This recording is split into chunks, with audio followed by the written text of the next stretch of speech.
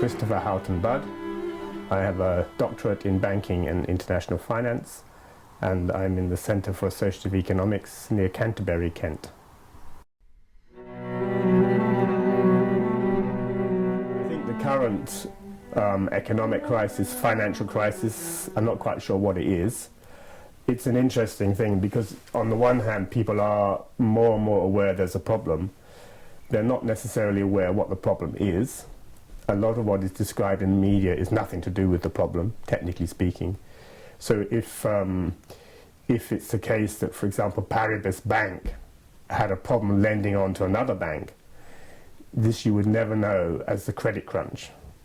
So you have a technical circumstance in the banking world, in the money world, which the media described as a credit crunch. Well, now everyone thinks they understand something because they have the soundbite credit crunch. But what does that mean? You couldn't go from there to a technical explanation of what's going on in the financial world, I don't think. So it depends on who's trying to understand what.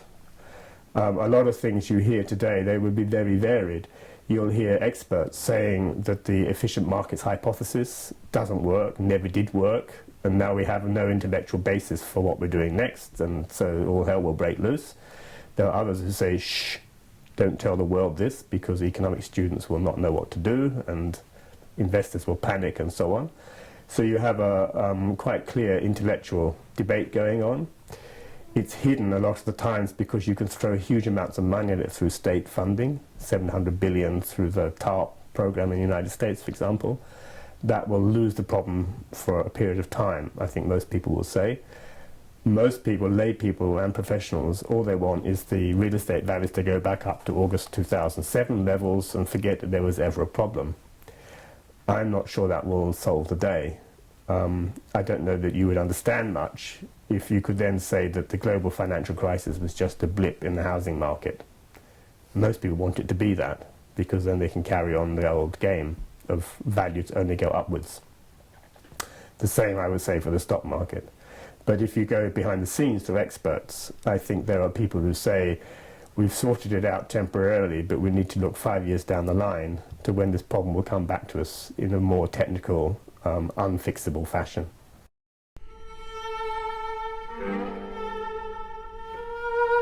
So if I was to go back to the history of money, going back at least to Aristotle, you can make a distinction between those who, let's say, are ordinary people, how ordinary people understand money, and how wiser people or the rulers understood money. And in Aristotle's time, it's not necessarily what he thought about money is what the ordinary person would think about.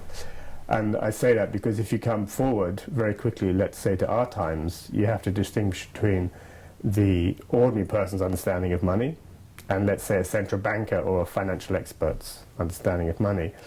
At the moment, we would think they're different. And I would say they're different in that the central banker or the financial expert has a scientific, or he's been taught about money. The ordinary person just has his natural understanding of money. They're not necessarily the same. The one is very technical, the other is not thought about, you might say. And if you want to come to a modern understanding of money, these two things have to agree. They have to be the same thing. And most people's way of describing that would be to understand money as a means of exchange. It's what you need if you want to exchange your goods for somebody else's. And that's the normal definition of money. Money is a means of exchange. It's what I said earlier, that's why we need a consensus. So I'm in England. Very few people accept rubles in England because they can't pass them on to the next customer. And so in England we mainly work with sterling because we know everybody not only will accept sterling, but they're required by law to accept it. It's a fiat currency. So the idea of means of exchange is it's a kind of proxy for the goods that I'm selling, and I take the money because I know the next person who wants to buy something from me will accept, or sell something to me I should say, he will accept this money you've just gave me. This makes it a means of exchange and not something in itself.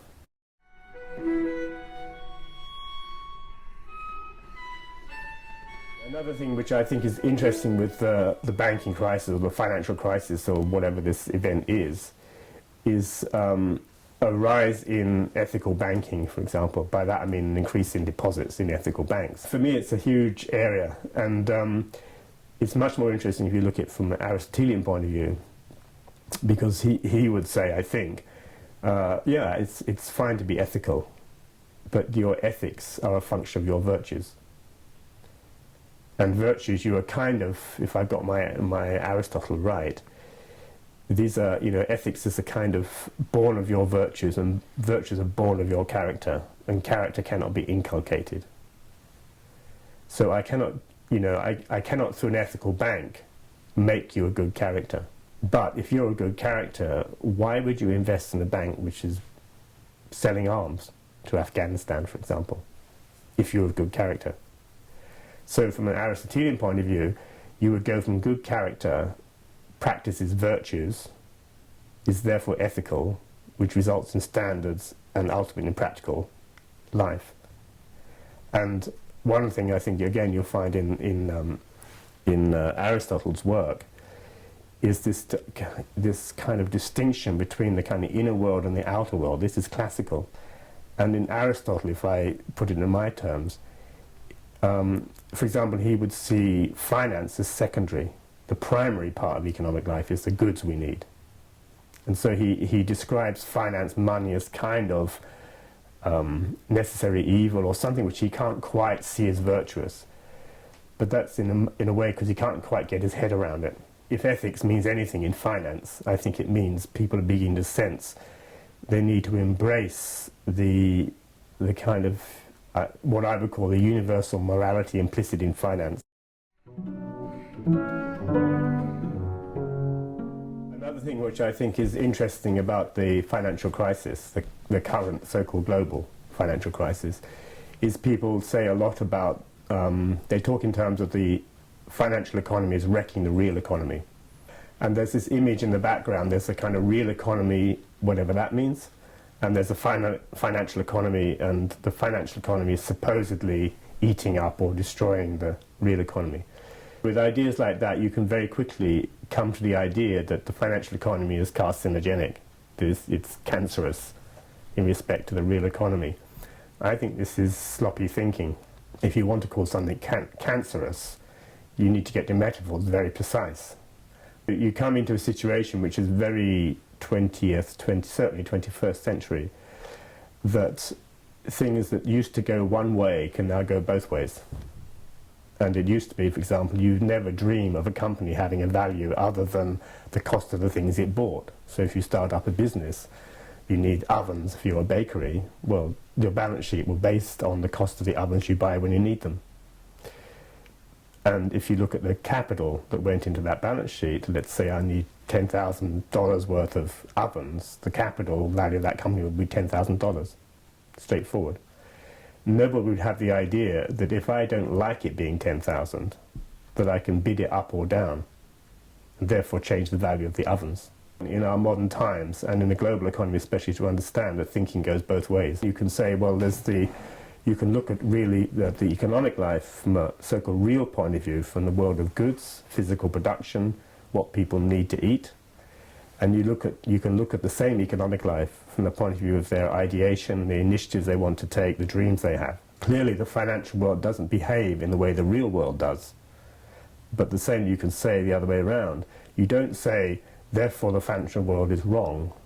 You just say it behaves differently to the real world.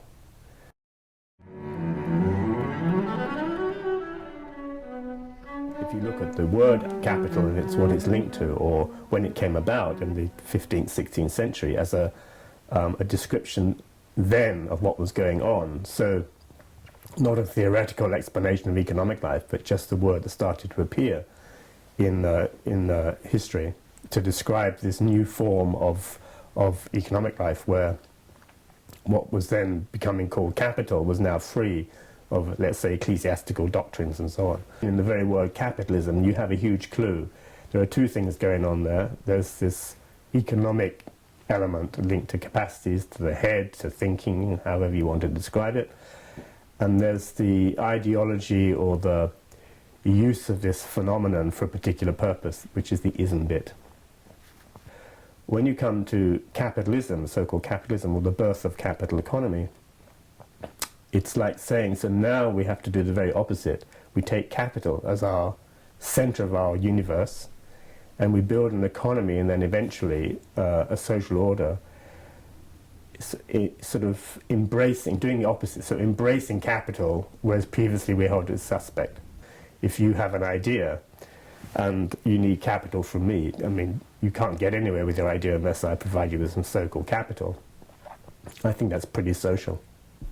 The whole of humanity has to finance the ideas of every single person on the planet, and those ideas won't come to anything if you don't produce something which we don't need. So for me, capital is inherently social, and any idea that it's not can only arise because the way it's been understood or managed or taken hold of is not true to the nature of capital.